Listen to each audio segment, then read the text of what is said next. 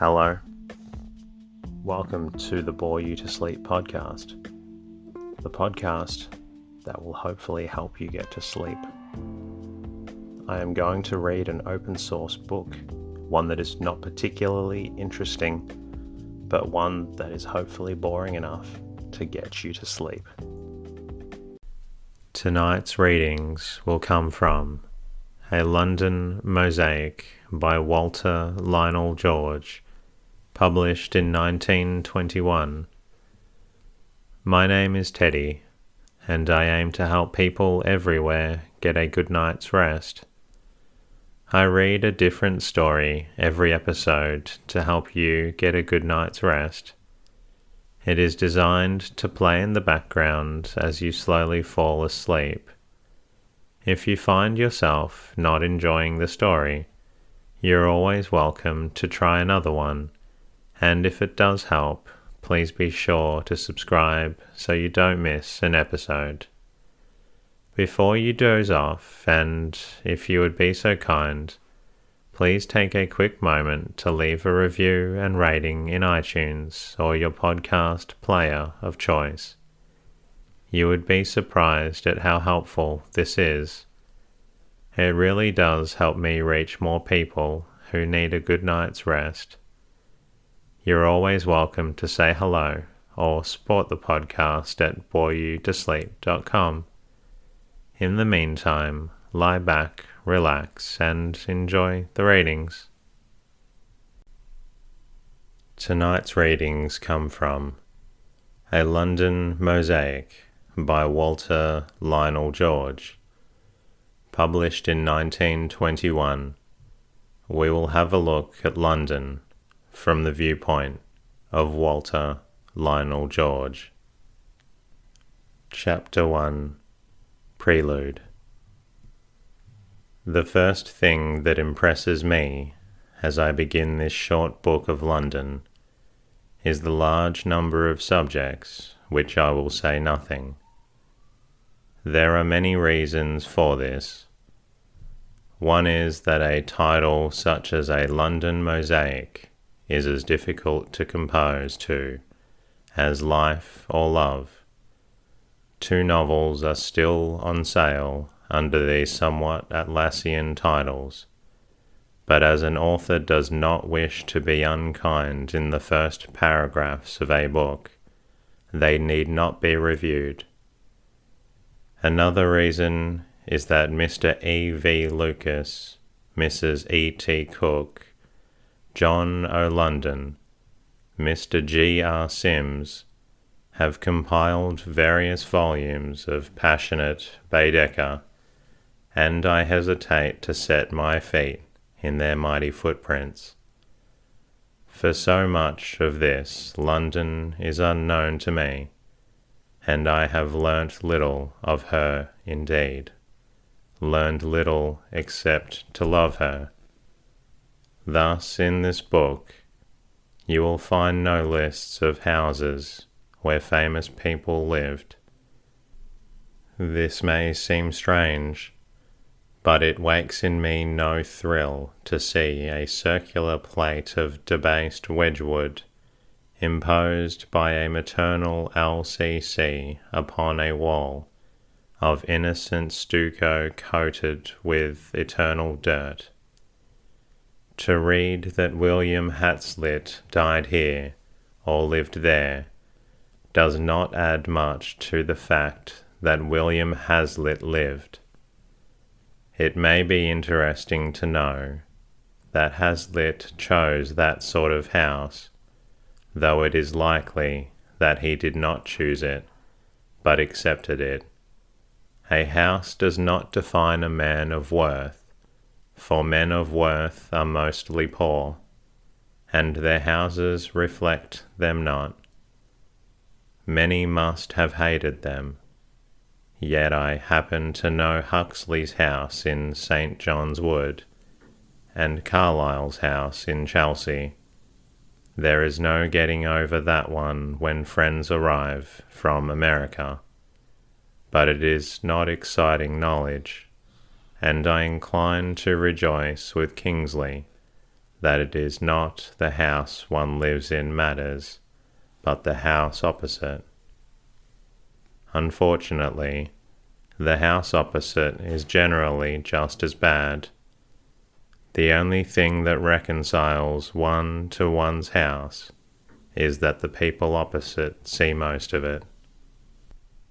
I shall not tell you anything of quaint corners or picturesque bits. I will not cut up and pickle London. Ever since the days of Dickens, or is it since those of Dr. Syntax, people have ranged our unfortunate town armed with a butterfly net. Swoop, caught cloth air, another swoop, staple in lies in the butterfly net. Quick into the pickle jar, now for the cyanide. Here they are, London butterflies, ready for delineation by Mr. Hugh Thompson. No, I will pickle you no living strips of London town, and I promise that not once will I portray a humorous bus conductor. One reason is that there are no humorous bus conductors. There are only raucous brutes, working long hours and maintained in a state of pessimism because these long hours separate them from the public house. They do not, however, separate them enough. There will be no east in the west, nor west in the east. There will be no list of statues, for nobody ever looks at statues.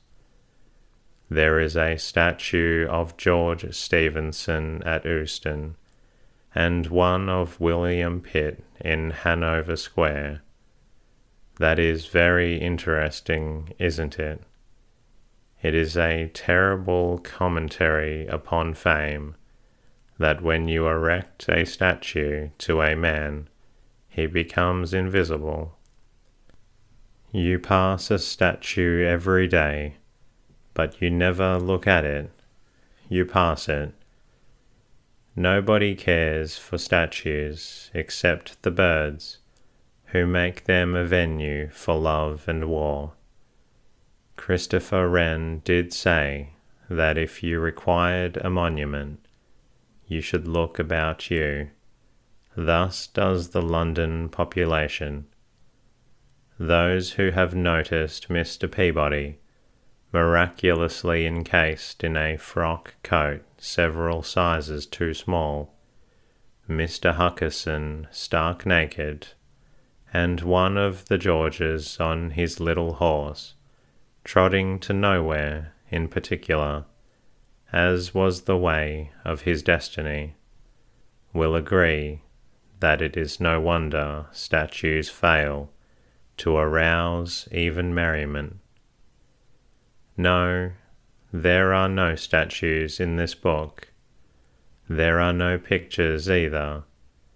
I shall not tell you how to find the Madonna degli Ancidi in the National Gallery, nor direct you to the Flaxmans of University College.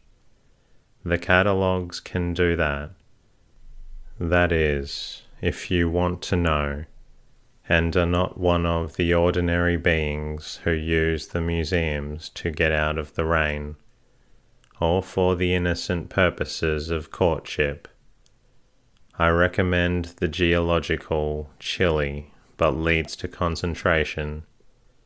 Sometimes in remorseful mood, when the word ought, which is a rule, means little to me, suddenly assumes material shape to the extent of a faint mist.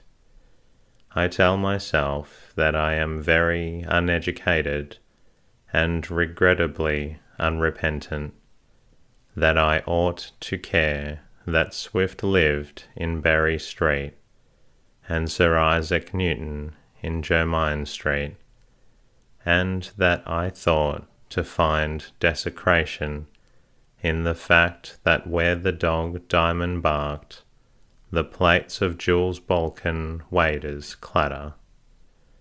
And I go to Jules to lunch and to meditate on gravitation, but Jules can cook, and while eating his meals, you do not meditate, and he is so popular that as soon as you have finished those meals, you are driven out by the eyes of some young people beaming with love and appetite. Nor may you meditate opposite the houses of the great. It annoys the police.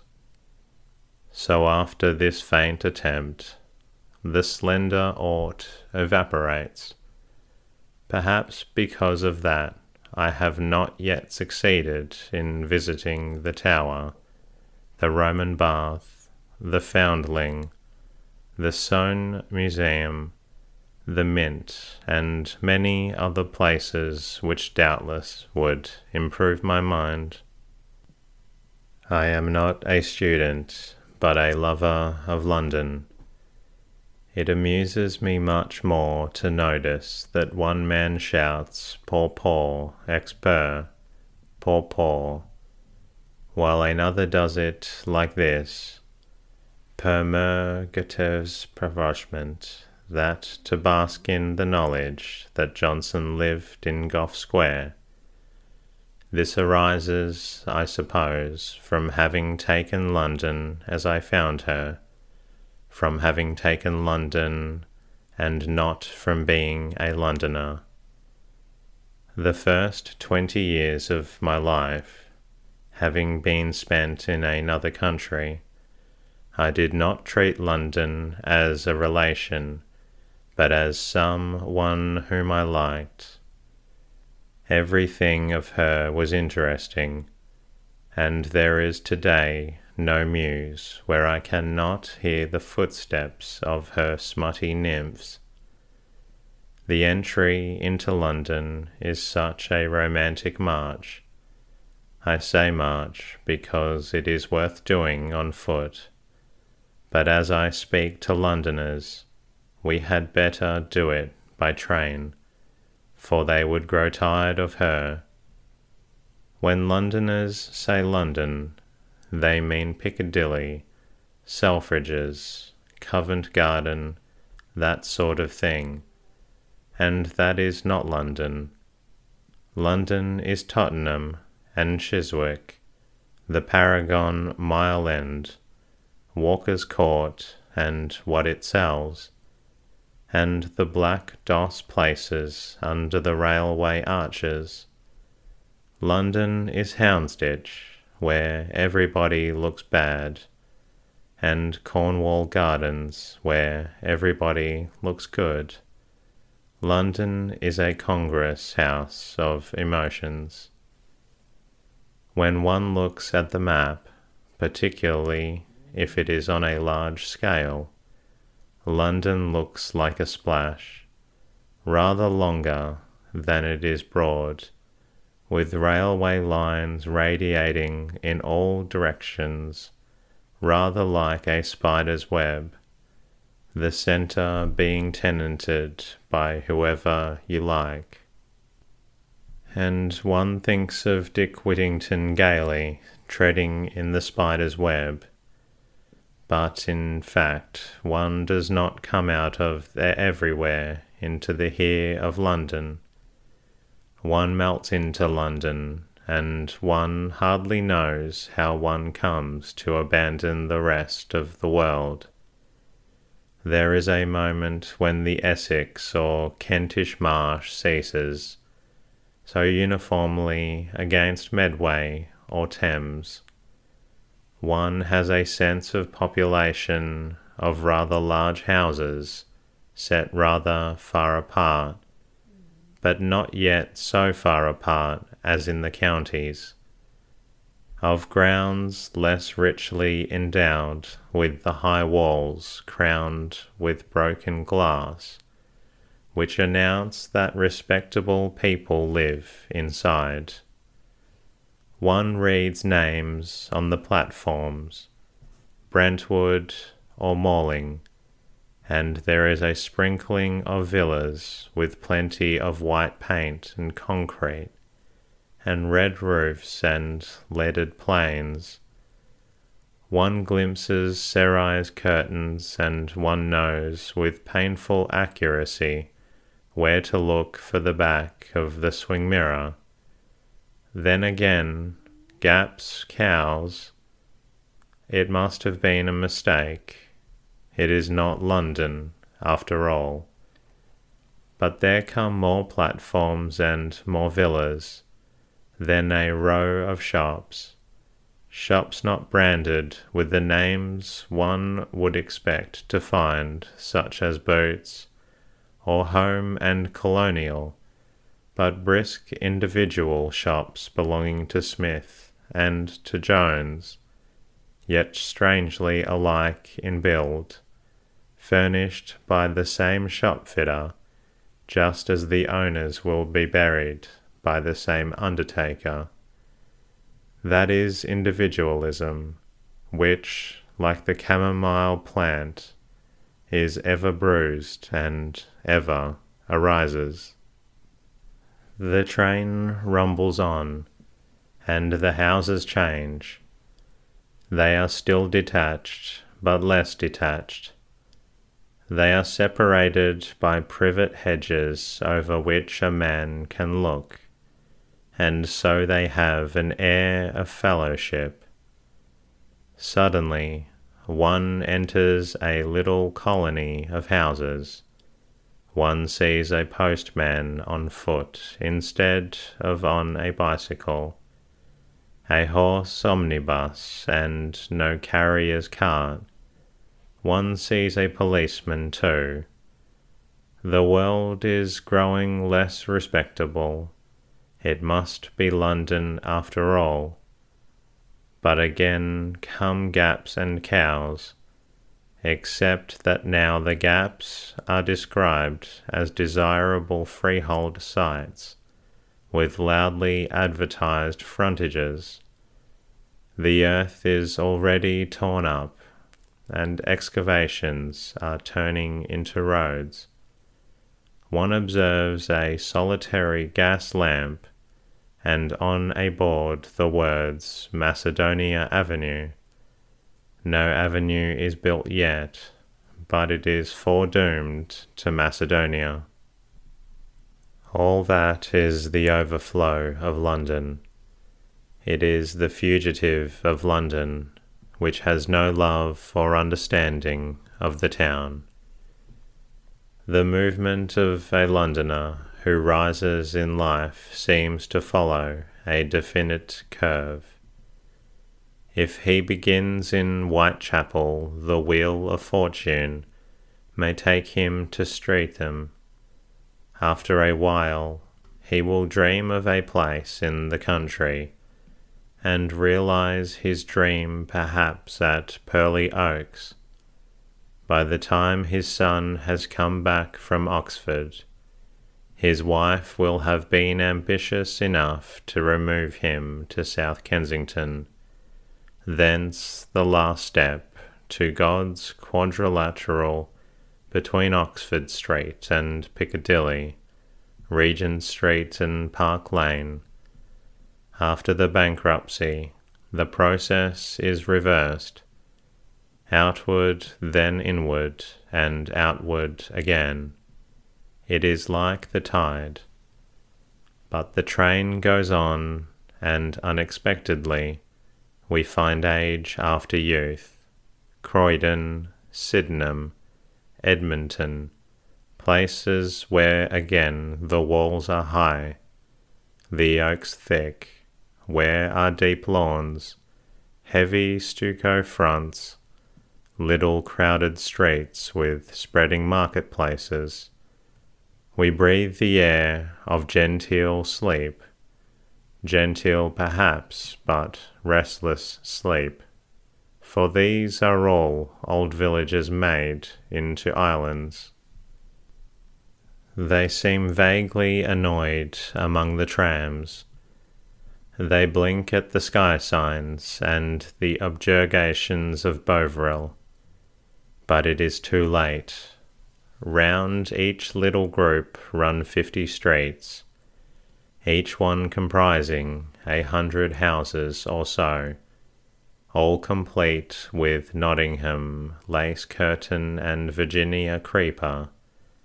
The old house may call itself the Lodge, but Chatsworth and Greville Towers are round the corner. Indeed, we forget them as we go on, for now, as the train roars over railway bridges, through cuttings we look down on the endless congestion of suburban roofs, each one separated from its neighbour by what the builder regrettably calls a worm. And yet it is not London, for London has yet to burst upon our eyes in the shape of the strident Clapham Road, or Brixton Road, true London of the black, greasy pavement, and the orange peel of which Private Otheris babbled in his delirium. We have still to come to the giant warehouses and their ambitious greyness, to the flat mass of grey, yellow, and black, broken only by the washing that hangs to dry, and the narrow gardens where droops and nasturtium. At last here is working London, little, nestling, hard, grimy London, gritty, troglodyte London, London of crowded shop and public house, of tramway and clodded traffic, and yelping children. That is London of many heads, and to me, all smiling. It is only later, when at last we reach the river that is grey as a signet, and see London rising in 100 solemn spires, that we come to understand London, to feel the use of that white central pomp, as well of the opulence as of the smiling cleanliness of the outer ring, of the blackness of the inner ring, for all that is part of London's world, and it is well that she should, within herself, comprise all ugliness and all beauty, for this makes her worth exploring. The secret of a city's exploration does not lie in the dutiful following of itineraries, but rather in a lover-like submission to its moods. One should eat in various places, not only within the stereotyped square mile which, in London, in Paris or in Petrograd, is loudly labelled as the foreigner's restaurant. One must seek culinary adventure far afield at Harrow and at Tulse Hill, in Piccadilly and Norton Folgate, and let me assure you that there exists a subtle difference between the cooking at the Cheapside ABC and its fellow in the Brixton Road. Also, one should readily cede to the fancy that is bred by a beautiful place name. It is true that, as a rule, the most attractive names led to the least attractive places, but on the way one touches singularity often, and beauty sometimes. My Baedeker has always been Kelly's Directory. That is one of the books I should like to find in my restricted library if I were wrecked on a desert island. For, sitting under my breadfruit tree, warm in my garment of yak skin, and smoking an earthen pipe of dried I don't know what leaf. Kelly's directory would bring up dreams, dreams such as these: Seven Sisters Road, Satchwell Rents, Beer Lane and Whetstone Park. All those dreams have come true, and thus a little of my fervour has been abated by their materialization, by the discovery of Seven Sisters Road as grey, refuse-strewn, rich in Victorian goodness, and in modern slum of Satchwell Rents as a dusty affluent into Bethnal Green Road, shuttered and locked and suspicious. Whetstone Park, of course, is not at Whetstone, but just off New Oxford Street, and there is no park there, but still those names, like Orme Square, that secludes itself from the Bayswater Road behind its column and its defiant eagle, like Cumberland Market, Hanoverian, naked, whose many iron posts await cattle that never come, contain the seed of romance because they induce quest. And so I will not be discouraged yet, but soon must discover what stones have wrought Jedburgh Street and Parsifal Road. Yet those streets and roads and squares that have their place in Kelly are, after all, only the outer shell which the true lover must break through. If he is a true lover, he will soon understand that London lies behind the streets. He will have discovered that in the core of those blocks of masonry lives an inner London. Into that core there is but one way, which I will call the slits. We all know the slits, little spaces between houses that lead inwards. You do not know whither. You pass them every day, perhaps, and never turn aside. Yet through those slits is the way in.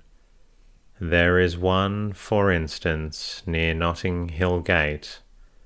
They call it Bulmer Place, though it is only 6 feet broad and is buried under an archway.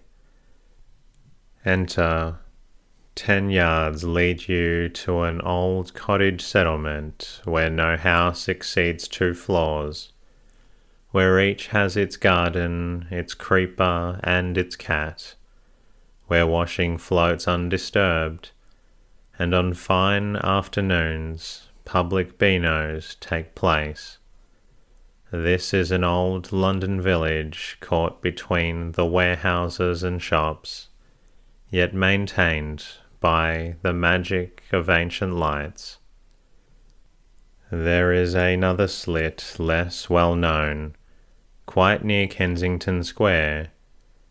To the ordinary eye, Kensington Square is entirely civilized, and none live there unless they have both money and good taste. In the far southwest corner stands a convent that stares forth blankly upon this world. But walk southeast and turn to the right and go on until, past low, white cottages grown with sterile vine, you meet a brick wall. On the way, small houses, well locked, that are quiet and green, will have seen you pass without approval. If adventure is not for you, you will turn back on seeing the brick wall. If, however, it is, you will go on, and on your right find a slit so small that you may not open your umbrella in it. This they call Southend.